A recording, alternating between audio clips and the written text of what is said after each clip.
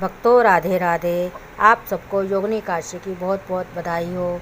योगिनी एकादशी की कथा इस प्रकार है।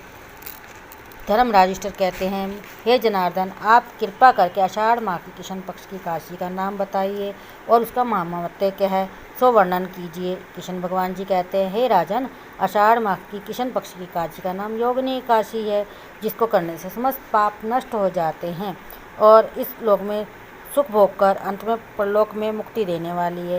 हे राजन, यह एकादशी तीनों लोकों में प्रसिद्ध और सुखदायी है और इसका वर्णन इस प्रकार है, तो ध्यानपूर्वक सुनो।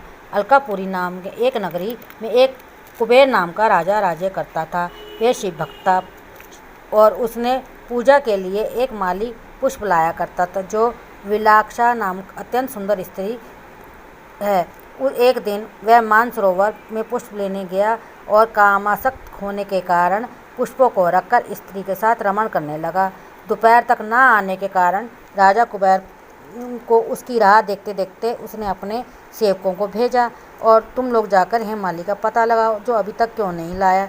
यक्षों ने उसका पता लगाकर कुबेर के पास आकर कहने लगे, हे राजन, वह माली अभी अभी अपनी स्त्री के साथ रमण कर रहा है।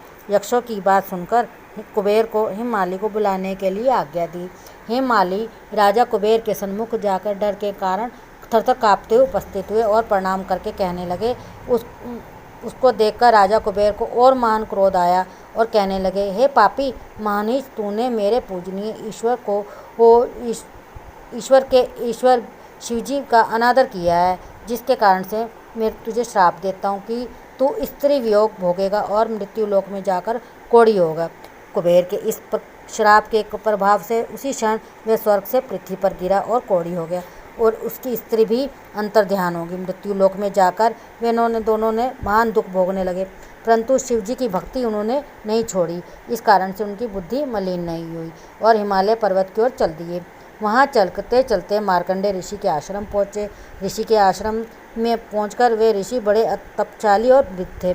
उनको देखकर हेमाली वहां गया और उनको प्रणाम करके कहने लगे कि प्रभु, आप कृपा करके मुझे कुछ ऐसा उपाय बताइए जिसके कारण से मेरी मुक्ति हो जाए और मुझे इस रोग से छुटकारा मिले।